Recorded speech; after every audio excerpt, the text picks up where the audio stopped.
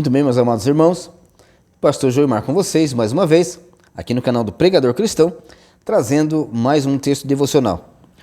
Porém, antes de começarmos, eu peço que você se inscreva e deixe seu like, e também compartilhe com mais 5 pessoas para nós divulgarmos a palavra de Deus de forma dinâmica entre a igreja e também do ponto de vista reformado. Tudo bem, então? Meus irmãos, muitas pessoas me procuram perguntando a respeito do sofrimento. Por que passam por sofrimento? Porque muitas delas sofrem desde a infância, ou seus pais já sofriam. E alguns até pensam que foram destinados para sofrer. Outros que Deus não aprova a vida que elas têm. E muitas vezes são crentes fiéis. Porém, quando nós olhamos para a Bíblia, o que ela diz a respeito do sofrimento cristão? Nós precisamos entender que todos nós estamos sujeitos a passar por sofrimentos, porque eles fazem parte desta vida.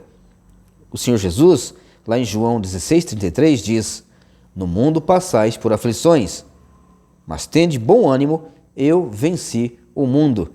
Nesta mensagem, ele traz conforto e ânimo para o crente perseverar, mesmo em meio ao mundo cercado por aflições. Também, geralmente nós pensamos que a vida seria perfeita se nós vivêssemos sorrindo, com festas, felicidade e harmonia com aqueles que amamos. Isso não é um desejo ruim, porém é enganoso pensar que o sofrimento é resultado de qualquer desinteresse divino ou da má vontade de Deus em administrar o mundo que Ele criou. Não é assim, e a Bíblia mostra o sofrimento de uma forma bem diferente. Ele acontece de 2 formas neste mundo. A primeira é para o crente, e Deus explica lá em Romanos, Paulo explica em Romanos através da carta aos Romanos, que tudo coopera para o bem dos que amam a Deus, os que são chamados segundo o seu propósito.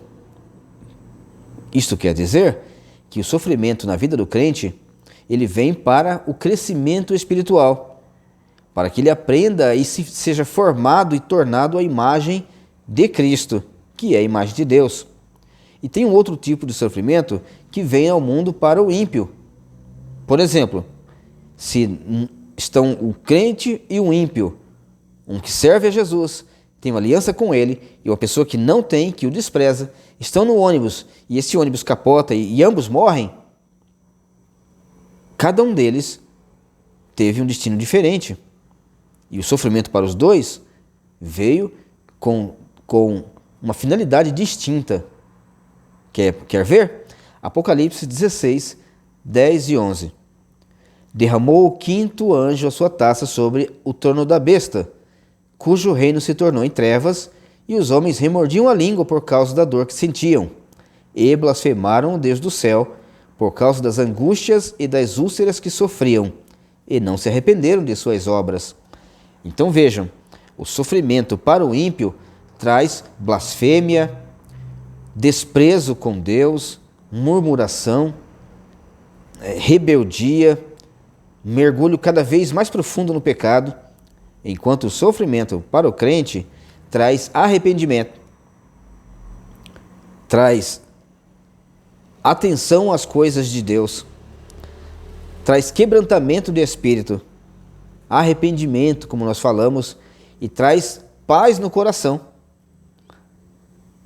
Porque quando sofremos por causa de Cristo, inclusive nós podemos sentir alegria. Foi isso que os apóstolos sentiram quando apanharam do Sinédrio por causa de Jesus. Eles ficaram felizes porque apanharam por causa de Jesus. Meus irmãos, a Bíblia afirma que Deus se importa com o seu sofrimento. Ele vê a sua dor, entende as suas dificuldades. Quer um exemplo? O maior sofredor conhecido na Bíblia entre os homens, Jó. A Bíblia mostra um sofrimento profundo de Jó. Jó é usado como provérbio de sofrimento. As pessoas dizem, sofreu mais que Jó, como o cúmulo do sofrimento. Mas em Jó 42, 10, nós vimos que Deus interveio no sofrimento daquele servo. Ele mudou, o texto diz, mudou o Senhor a sorte de Jó. Se o livro de Jó tivesse sido rasgado na última página e você não soubesse o fim, você diria: pobre homem, Deus esqueceu dele. Mas Deus não se esquece dos seus servos. Quer ver outro exemplo? Agar, fugindo de sua senhora, Sara, foi para o deserto. E lá, quando estava perto de sofrer a morte por sede, ela encontrou a misericórdia de Deus.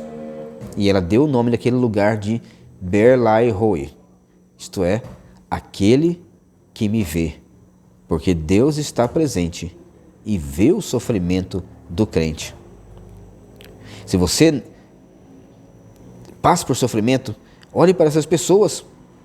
Por exemplo, temos mais Elias, o profeta, o grande profeta do poder. Ele foi perseguido a ponto de se refugiar em lugares inóspitos e lá dentro de uma caverna, em profunda angústia, pediu a morte para si. E Deus veio até ele para lhe restaurar as forças e ele se levantou. Sabe por quê? Porque Deus restaura as forças daquele que sofre. É Ele que refaz a força daquele que passa por tribulações. Elias, como nós vimos, está lá em 1 Reis 19, de 4 a 15. Depois, se você quiser, leia. Também Davi, quando se via injustiçado por muitíssimos perseguidores, disse: acordo porque o Senhor me sustenta. Salmo 3, verso 4. Também o rei Ezequias. O rei Ezequias estava à beira da morte, mas Deus compadeceu-se dele e lhe restaurou a saúde. Isaías 38, de 1 a 6. O apóstolo afirma que Deus te acompanha no sofrimento, dizendo que Ele tem cuidado de vós. Ali é a ideia de gerúndio. Deus, Ele acompanha o tempo inteiro. Não é que Ele acompanhou ontem, ou no passado, ou um dia Ele vai acompanhar, mas Ele tem cuidado de vós. É o que vai de encontro com o texto de: aos seus amados Ele dá enquanto dormem. Deus cuida de você, mesmo que você não consiga enxergar esse cuidado. Ele tem cuidado de você. A criança recém-nascida não tem o conhecimento que seus pais estão cuidando dela. Ela não tem esse conhecimento.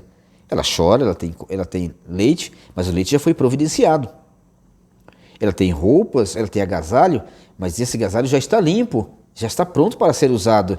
Ela não viu os pais fazerem, não tem essa consciência, mas os pais já cercaram a criança de cuidado.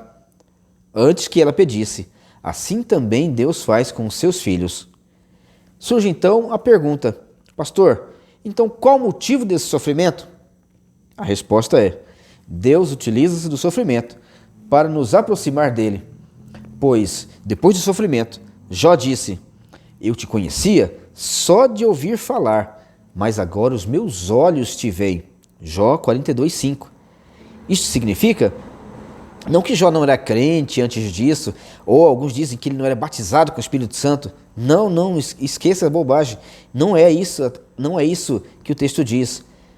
Porque os ouvidos fazem parte dos nossos 5 sentidos, mas os olhos conseguem enxergar toda a realidade que um cego não consegue enxergar. Assim, há o contraste entre ouvidos e olhos. É que antes eu te conhecia, mas perto do que eu conheço hoje,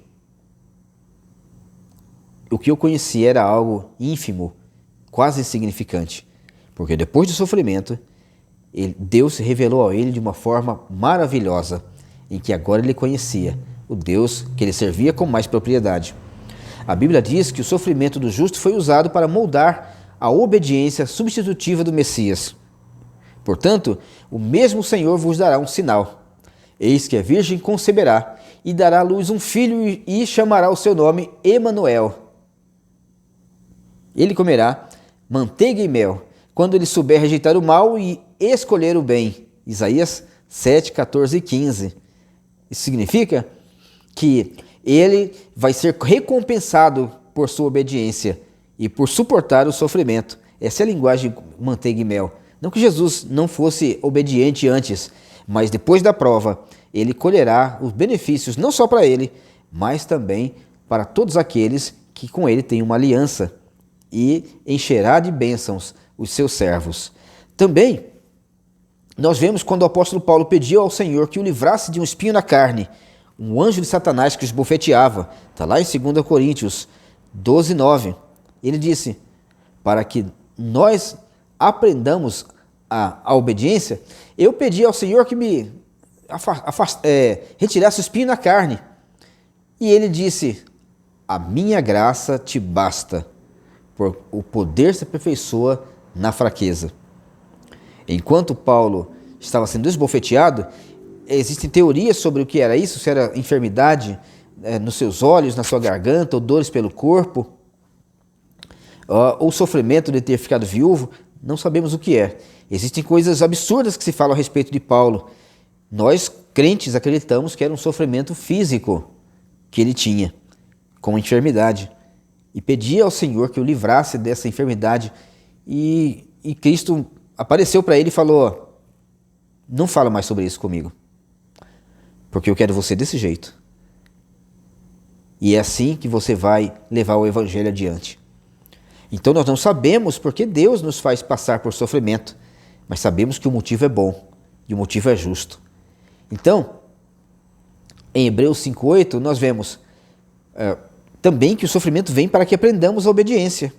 O texto diz a respeito de Cristo, embora sendo filho, aprendeu a obediência pelas coisas que padeceu.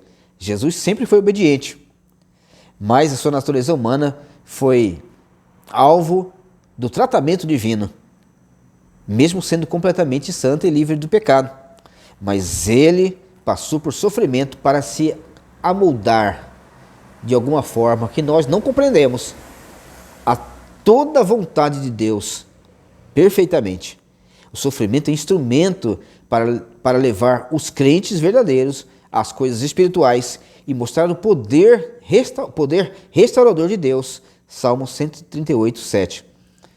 Cara, irmão, quando você sofre injustamente, isso pode se tornar bênção para a sua vida, se você não blasfemar. Mas saiba, Deus não se alegra com sua dor. Jesus diz assim, o vosso Pai Celeste sabe do que tendes necessidades antes que lhes peçais. Mateus 6,8. Portanto, ore a Deus e Ele ouvirá o sofrido clamor do seu coração. Deus ouve, Deus vê e Deus responde.